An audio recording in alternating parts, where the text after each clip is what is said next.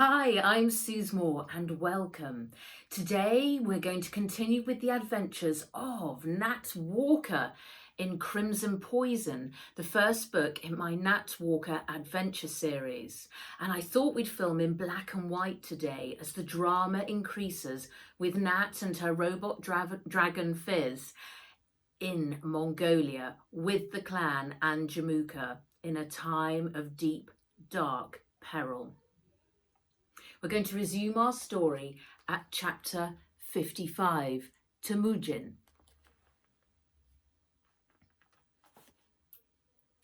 Jamuka poured another bowlful of salty tea and took a loud slurp. Nat sat wide-eyed, gripped by the story. This time, Jelme ran so fast that time seemed to stand still. The clan watched him wrestle a lineup of the strongest men. He defeated them one after the other. The liquid's effect lasted longer than before. It was not until late the next day that he finally collapsed. As he lay in his gur, a young hunter entered. His name was Temujin. Temujin was curious to know more, and Jelme still couldn't speak, so Temujin dismissed the young girl who cared for him and stayed to care for Jelme himself. Eventually, as Jelme's voice returned, he shared the secret of his potion, on the promise that he would give them a large share of the bounty. Temujin persuaded some of the clan to take the potion and make a surprise raid on a neighbouring tribe. They would, he assured them, have more than enough horses, goats, sheep, and never ever have to fight again. These men fought the battle with their new strength and speed from the potion and quickly overcame the enemy. Those who were captured in turn pledged allegiance to Temujin. The alternative was death. He used his tactic again and again and soon conquered the whole steppe. He became Genghis Khan, and the plant that helped him was Tumen Vachir. He stopped. Nat looked up at him. "Is this another of your clan fairy tales?" she said. He shook his head. "Sadly not, Bao Bao. Genghis Khan made everyone in the clan pledge an oath to keep the secret of the tonic, which he named Tumen Vachir after the plant. The penalty for disclosing the secret was a swift and merciless death." Nat shuddered at the thought. So when did the clan stop using the potion? Just before he died, Genghis Khan commanded that Tumen Vachir no longer be used. He had by then conquered much of the known world. He wished for his people to live in peace and have their strength intact, to give them the energy to keep his kingdom intact. On the day he died, the last of the supplies were destroyed, and the tonic was never made again. But he also instructed the clan to swear an oath to pass on the secret to future generations, in case there should ever be a situation that called for Tumen Vachir. That was 1,000 years ago. Since then, our clan has grown and spread throughout the whole of Mongolia, keeping the secret with it all this time. There was a sudden gasp from behind the curtain. Jamuka leapt to his feet and rushed over, and Nat followed. Nat let out a loud shriek. Aunt Louie's eyes were bulging out of their sockets. Blood was trickling from the corner of her mouth. "Please allow me," said Fred, rushing in through the door. Jamuka moved to one side for Fred, but then he put his hand on Nat's shoulder, the sadness in his eyes making tears spring up in her own. "It's a terrible business, this Marbolic," said Fred, straightening up. Nat saw that she had closed Aunt Toulou's eyes and wiped away the blood. Jamuka bowed forward, planting a light kiss on her forehead. Farewell, Aunt. I give my word I will hunt out who did this and make them pay. Chapter 56. Arrow.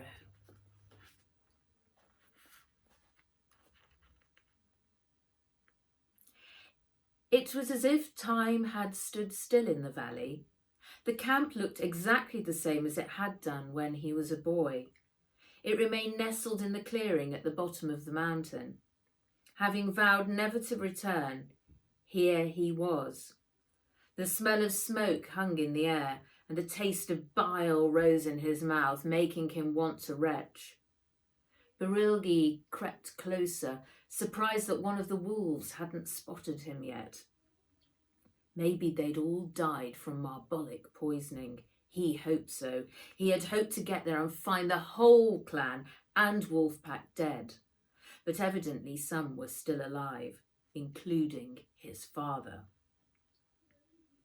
His hand flew up to his eye patch, covering it with his glove, trying to block out the memory of the hunting trip with his father, a wretched drunk.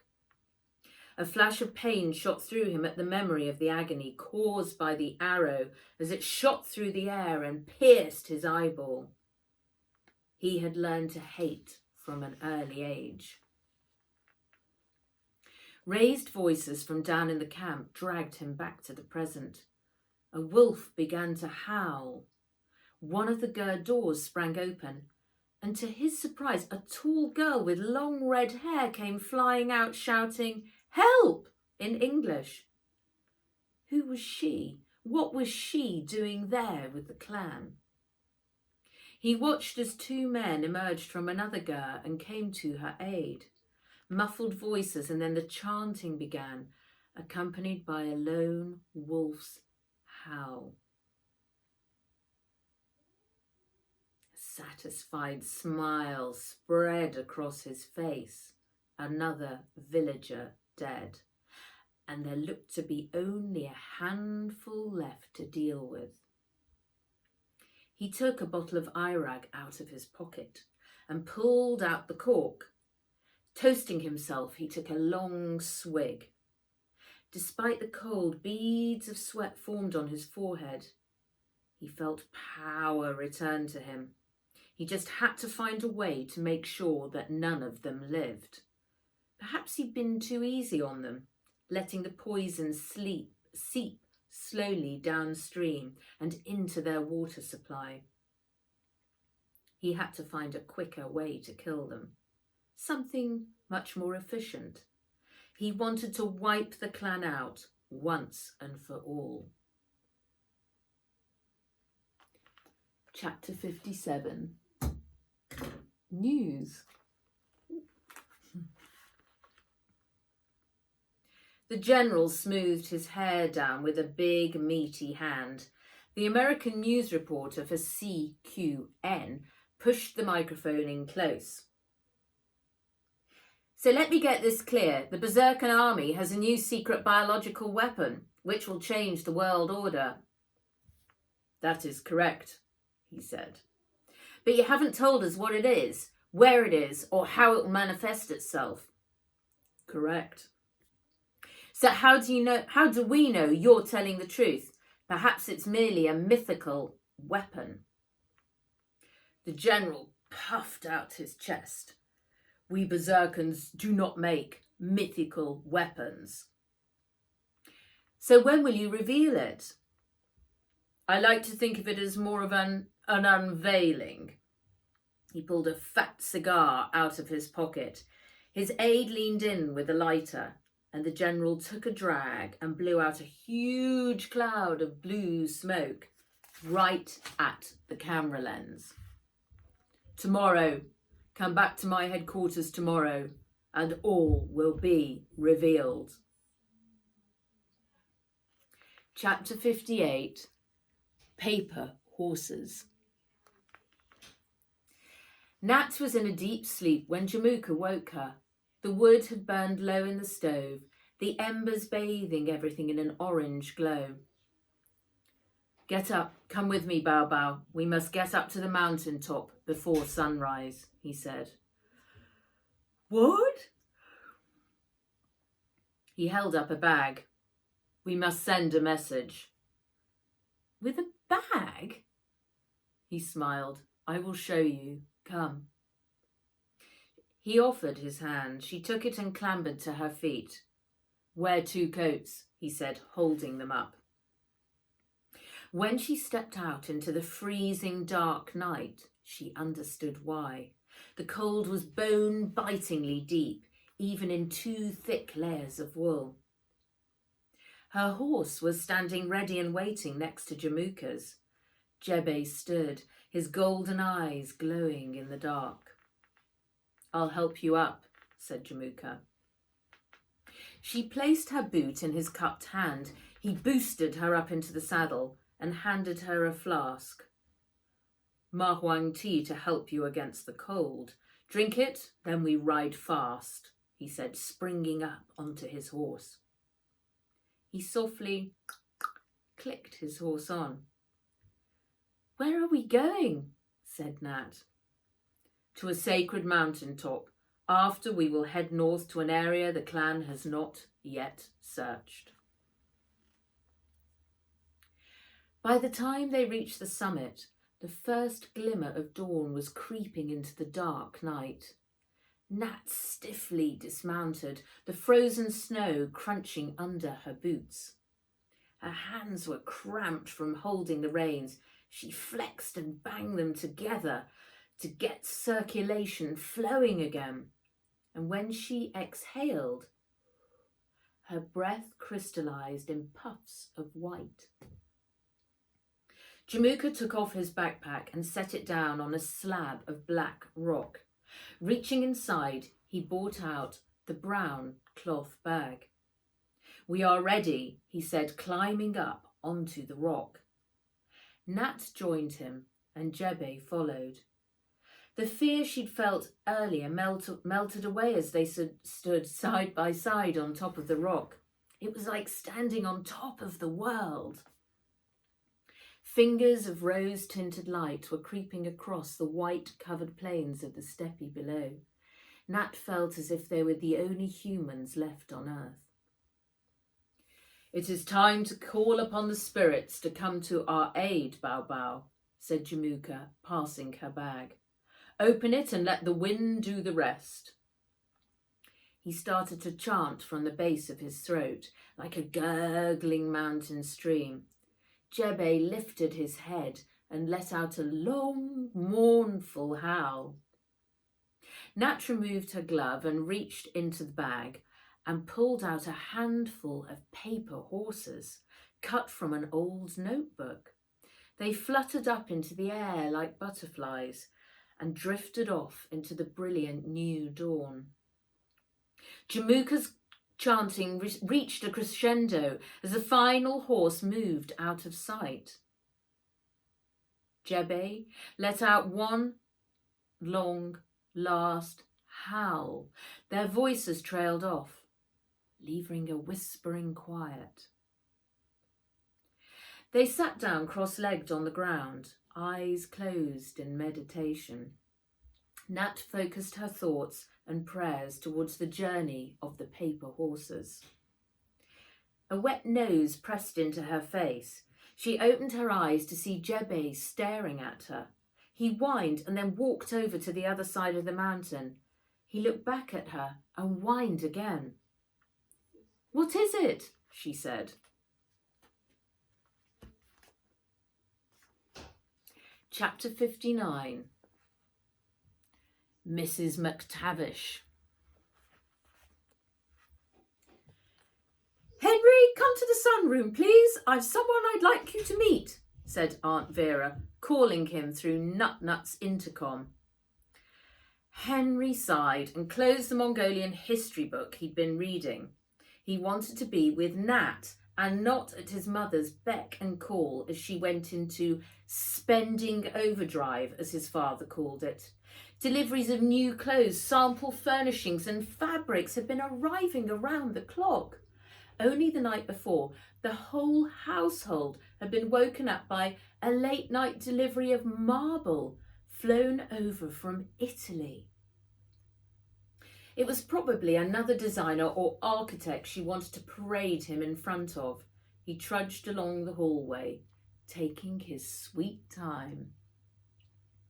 Instead, he was surprised to find a white-haired woman in a red kilt, brown stockings and lace-up brown shoes, scowling at him. She eyed him up and down as if he was a specimen under a microscope. "Henry, darling, please meet Mrs. McTavish," said his mother. He walked up and held out his hand. "Hello." Mrs. McTavish's hand was cold and bony. "A nice, firm handshake, young man. You've done well with the manners, Mrs. Walker. They'll make my job so much easier." "Job?" said Henry. "Come and sit here," said his mother, patting the yellow sofa. Mrs. McTavish was keeping a beady eye on Henry, and he smelled a rat, a really large rat.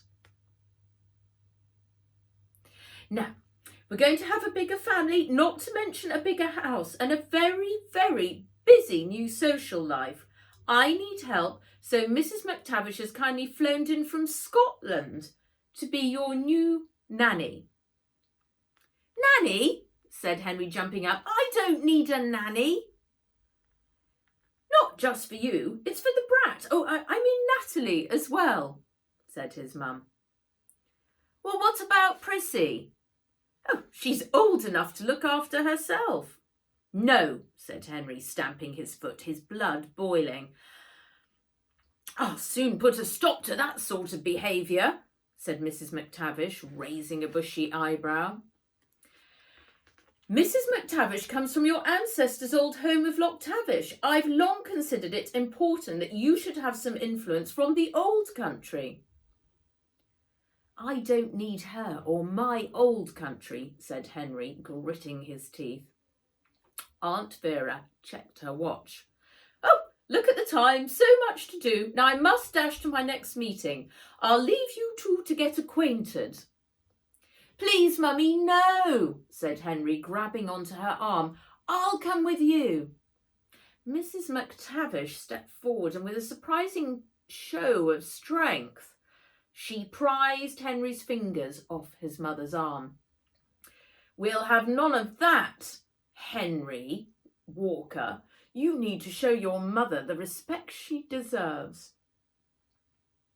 Aunt Vera slipped out of the door without another word, leaving him stranded. Mrs. McTavish leaned in close to his face. Her breath smelled fishy. "Now then, Henry Walker, let me tell you my list of rules." Chapter 60. Ambush.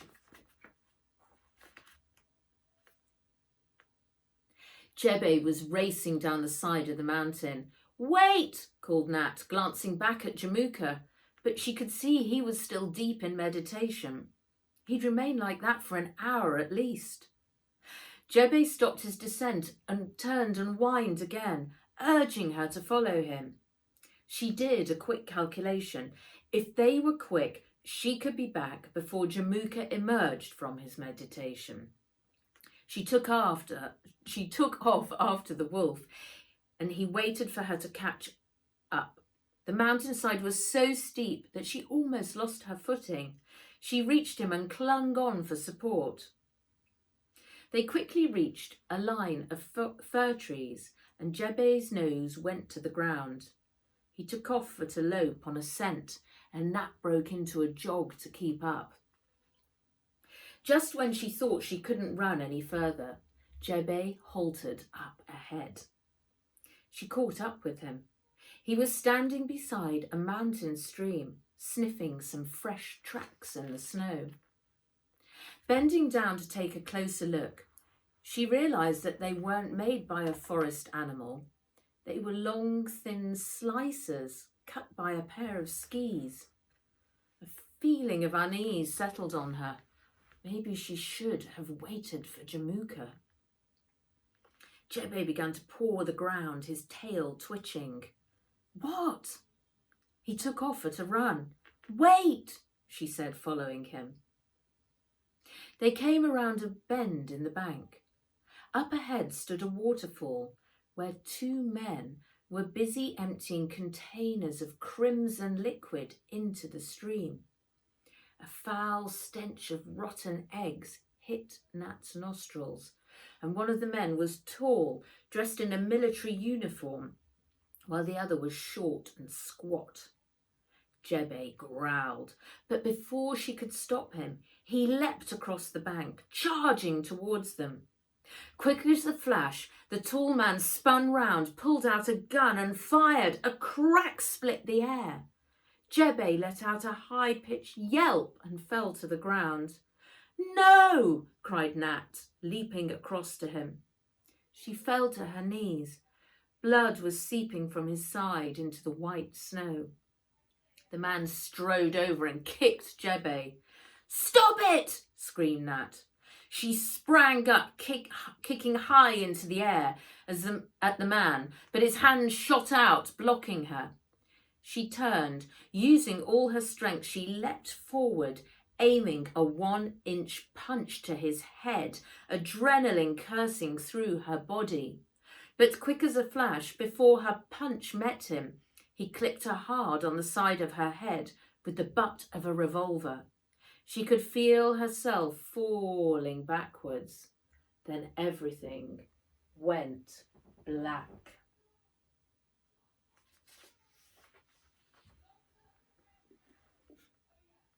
That's the end of chapter 60 and our reading for today. I look forward to joining you tomorrow for the next chapter to find out what has happened to Nat. Thanks for joining me. Bye-bye.